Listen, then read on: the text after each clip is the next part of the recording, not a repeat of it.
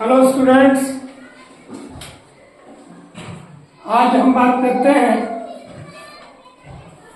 Fundamental of partnership past adjustment की। Past adjustment होता क्या है कि कभी कभी जब हम खाते बंद करते हैं तो खाते बंद करने के बाद हमें पता चलता है कि कुछ एडजस्टमेंट जो कि अकाउंट में कंसीडर होनी थी और वह एडजस्टमेंट कंसीडर होने से रह गई। उनको सुधार के लिए जब हम लेखा करते हैं तो उसे कहते हैं पास्ट एडजस्टमेंट। अब पास्ट एडजस्टमेंट के लिए सबसे पहले हम क्या करते हैं, एक टेबल बना लेते हैं। पास्ट एडजस्टमेंट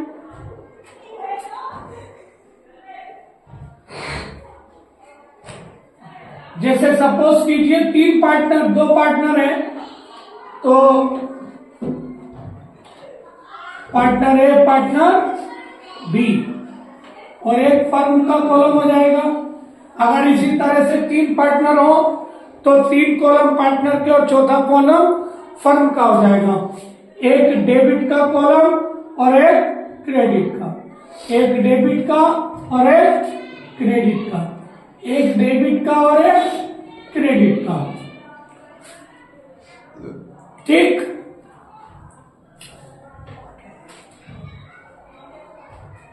जैसे इंटरेस्ट ऑन कैपिटल की बात करते हैं तो इंटरेस्ट ऑन कैपिटल पार्टनर्स के लिए प्रॉफिट और फर्म के लिए लॉस होता है। तो आईओसी ओमिटेड हो सकता है। आईओसी ओमिटेड, अगर आईओसी ओमिटेड होगा तो पार्टनर क्रेडिट हो जाएंगे, पार्टनर क्रेडिट हो जाएंगे और फर्म टोटल अमाउंट से डेबिट हो जाएगी। एक होती है आईओडी, इंटरेस्ट ऑन ड्रॉइंग। ये पार्टनर्स के लिए क्या होता है, इंटरेस्ट ऑन ड्रॉइंग पार्टनर्स के लिए लॉस होता है और फर्म के लिए प्रॉफिट होता है। ठीक, एक होता है partners remuneration. Partner remuneration, partners remuneration. Remuneration से मतलब यहां पर होता है सैलरी, बोनस, कमीशन। तो ये सब इसी में आता है, सैलरी है या कमीशन। ठीक है, तो जब पार्टनर को हम सैलरी या कमीशन देते हैं तो इससे क्या होता है, पार्टनर क्रेडिट हो जाता है, पार्टनर क्रेडिट होगा और फर्म डेबिट हो जाएगी। ठीक है, इतनी बात आ गई समझ में। अब दिया होता है कभी कभी प्रॉफिट की अमाउंट गिवन होती है, प्रॉफिट की अमाउंट गिवन होती है। तो ऐसी कंडीशन में करेक्ट डिस्ट्रीब्यूशन कर लेते हैं, profit correct distribution, profit correct distribution लेंगे और इसके बाद प्रॉफिट रॉन्गली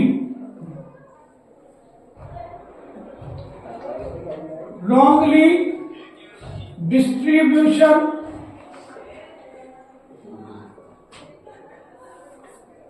तो जो आपने विदाउट एडजस्टमेंट के लिए प्रॉफिट बांट लिया वो आपका रॉन्ग डिस्ट्रीब्यूशन हो गया। जो प्रॉफिट आपने विदाउट एडजस्टमेंट डिस्ट्रीब्यूट कर लिया वो आपका क्या हो गया, रॉन्गली डिस्ट्रीब्यूट हो गया। जब आप उसकी रिवर्स एंट्री करेंगे, उल्टी एंट्री करेंगे, तो क्या हो जाएगा, पार्टनर्स डेबिट हो जाएंगे, पार्टनर डेबिट हो जाएंगे और फर्म क्रेडिट हो जाएगी। इस तरह से हम नेट इफेक्ट कैलकुलेट कर लेंगे। फर्म का both the side total equal हो जाएगा, पार्टनर का डेबिट और क्रेडिट, पार्टनर का डेबिट और क्रेडिट। अब यहां पर बात आती है, अगर पार्टनर यहां पर डेबिट साइड ज्यादा है या क्रेडिट साइड ज्यादा है, ये देखना है। अगर पार्टनर क्रेडिट है, क्रेडिट बैलेंस ज्यादा है, तो क्रेडिट और डेबिट बैलेंस है, डेबिट बैलेंस है तो डेबिट,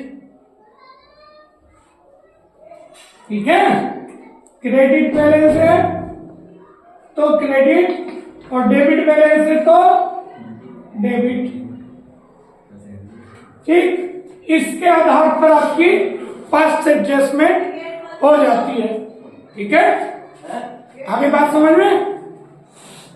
अब इसके बाद में अगला करते देखिएगा, एक क्वेश्चन लेते हैं।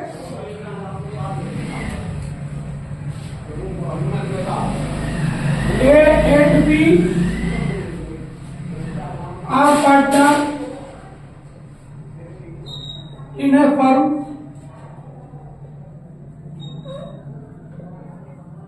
sharing profit and losses, sharing profit and losses in the ratio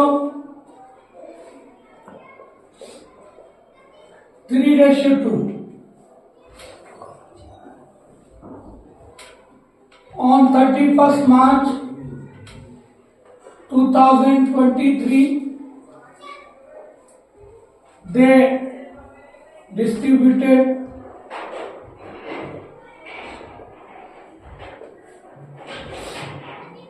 profit rupees 15,000 without following entries.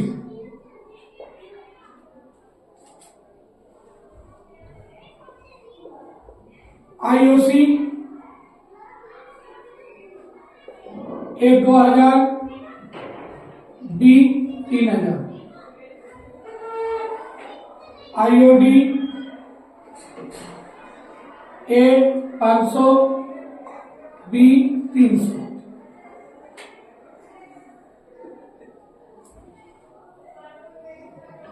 A as salary 1,000 per month,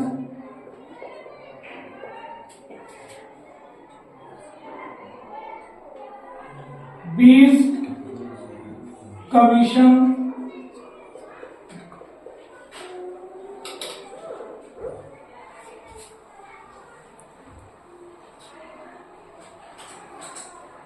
100 रुपए कर लेते, 1,000 पर एनम कर लिए, कमीशन 300 रुपीज, ठीक है भैया। आगे बात समझ में देखिएगा। क्वेश्चन एक बार क्वेश्चन पढ़ लेते हैं। ए और बी दो पार्टनर थे, ठीक है। उनका प्रॉफिट शेयरिंग रेशियो 3:2 था, ठीक। उन्होंने जो था 15,000 रुपए का प्रॉफिट निम्न एंट्रीज को लिए बगैर डिस्ट्रीब्यूट कर लिया। क्या इंटरेस्ट ऑन कैपिटल देना था 2,000 रुपए और 3,000 रुपए जो नहीं दिया गया। इंटरेस्ट ऑन ड्रॉइंग 500 और 300 था जो कि लेना था, नहीं लिया गया। सैलरी थी 1,000 रुपए की, देनी थी, नहीं दी गई, ठीक। कमीशन था, नहीं दिया गया। तो ये हमारी गलती हो गई हमसे, तो इन गलतियों को सुधारने के लिए हम क्या करेंगे, हम एक पास्ट एडजस्टमेंट टेबल बनाएंगे और उसके आधार पर एक एंट्री पास करेंगे जो कि इसके इफेक्ट को खत्म कर देगा, जिसे हम पास्ट एडजस्टमेंट एंट्री कहते हैं। क्लियर है? देखिएगा, स्टार्ट करते हैं।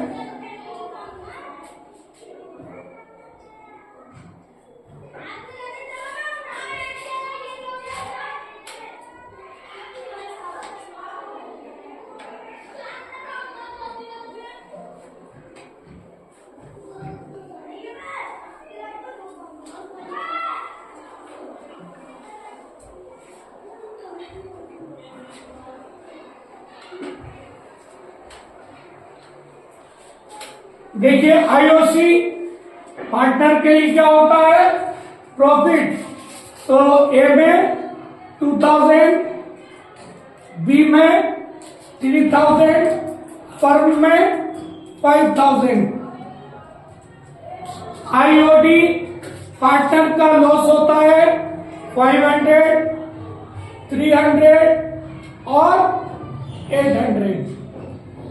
रेम्यूनरेशन सैलरी ए के लिए प्रॉफिट होगा, कमीशन बी के लिए प्रॉफिट होगा और फर्म के लिए लॉस होगा। प्रॉफिट करेक्ट डिस्ट्रीब्यूशन, ठीक है, प्रॉफिट करेक्ट डिस्ट्रीब्यूशन। तो जरा देखिए, आपका प्रॉफिट कितना था भाई, 15,000 था।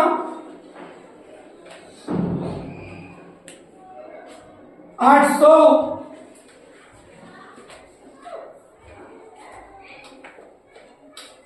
इंटरेस्ट ऑन कैपिटल हो गया, ड्रॉइंग हो गया, तो 15,800। उसमें से कितना माइनस कर दें, 6,300 रुपए माइनस करेंगे, कितना आएगा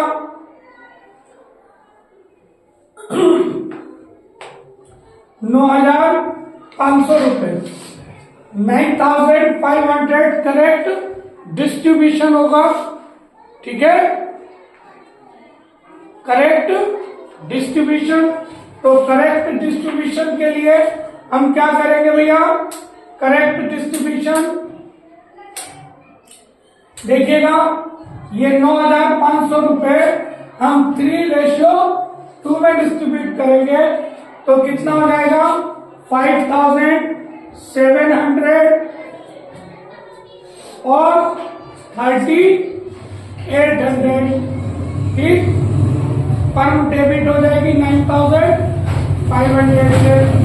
प्रॉफिट रॉन्गली डिस्ट्रीब्यूटेड, यानी 15,000 का जो प्रॉफिट था वो रॉन्गली डिस्ट्रीब्यूट हो गया था 3/5 और 15,000 का 2/5, तो कितना हुआ 9,000 और 6,000, और 9,000 और 6,000 कम हो जाएगी 15,000 से। तो ये 15,800, ये 15,800। इसका टोटल देखिए कितना हो रहा है, 3 और 3 6 और एक 7,100 रुपए तो इधर का हो गया। इधर देखिएगा कितना हो रहा है, 6,300 रुपए। इधर का देखते हैं 5 7 8 8,700 रुपए, 9,500 रुपए। देखिएगा इसकी कौन सी साइड ज्यादा भैया, डेबिट या क्रेडिट? तो इसकी डेबिट साइड ज्यादा है 9,500 रुपए से। कितनी ज्यादा है, 9,500 में से 8,700 घटा दो, कितना आएंगे 800। तो कैसा बैलेंस है, डेबिट। कैसा बैलेंस है, डेबिट। यहां पर बात करेंगे इसका डेबिट 6,300, क्रेडिट 7,100, तो इसका 800 रुपए जो है ये क्रेडिट बैलेंस हो गया। ठीक, क्लियर हो गई बात? समझ में आ गया?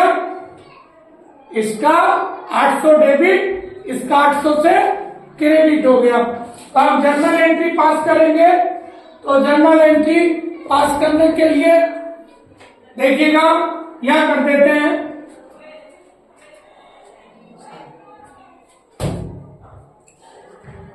इसे रफ कर देते हैं कि शायद ये रफ कर देते हैं ना, ये रफ कर देते हैं। देखिएगा पास्ट एडजस्टमेंट,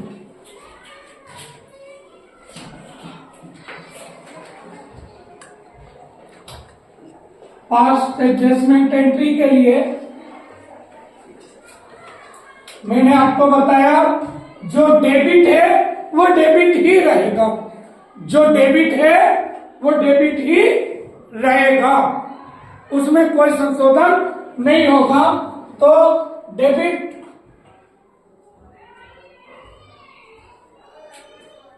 के लिए जो डेबिट है वो डेबिट ही रहेगा और जो क्रेडिट है वो क्रेडिट ही रहेगा। कौन है डेबिट? ए का बैलेंस डेबिट है, तो as capital account debit to give capital account. ठीक, क्लियर है? आगे बात समझ में? 800 being past adjustment entry recorded। ठीक है भैया, आ गया समझ में? जो डेबिट बैलेंस बचा वो डेबिट होगा, जो क्रेडिट बैलेंस बचा वो क्रेडिट होगा। ठीक, क्लियर है? अगला क्वेश्चन देखते हैं।